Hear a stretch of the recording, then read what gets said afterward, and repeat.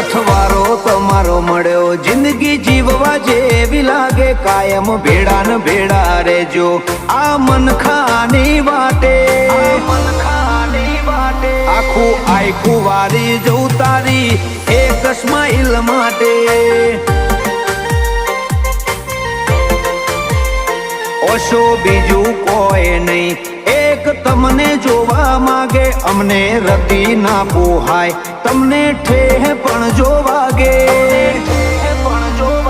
આખું આખું વારી જવું તમારી એક સ્માઈલ માટે